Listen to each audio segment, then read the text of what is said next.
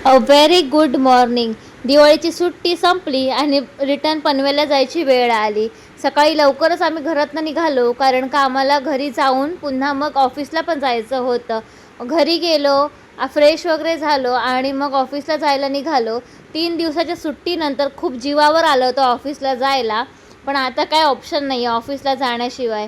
मग निघाली घरातनं आणि ट्रेनमध्ये जास्त गर्दी नव्हती, त्याच्यामुळे बसायला पण जागा मिळाली. ऑफिसला गेली आणि बोर होत होतं, म्हणजे बिलकुल काम करायचं मन नव्हतं. सुट्टीवरनं आलं ना की असंच होतं, थोडं रिफ्रेशिंग वाटावं म्हणून आज मी मिल्कवाली कॉफी प्यायली खूप दिवसानंतर. आणि मी हातातल्या बांगड्या काढल्या नव्हत्या, पण त्या जीन्सवर पण किती सुंदर दिसतात ना.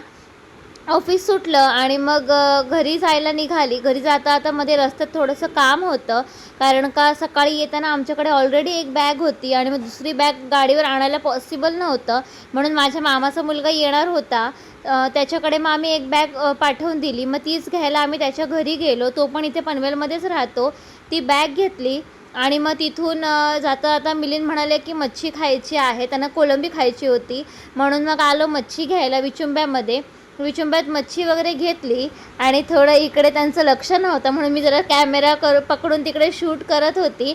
आणि त्यानंतर घरी आली. घरी आल्यानंतर ना भाऊबीजेलाही आम्हाला लंगडी भेटली होती मिलिंदला, आणि मला ना नवीन नवीन भांडी यूज करायला खूप मज्जा येते, म्हणून घरी आल्या आल्या मी लगेच तिला धुवून वगैरे साफ केली. आणि मग म्हटलं आज कोळंबीची भाजी बनवायची आहे, तर ह्याच कढईमध्ये बनवते, कढईचं उद्घाटन करते एकदाचं.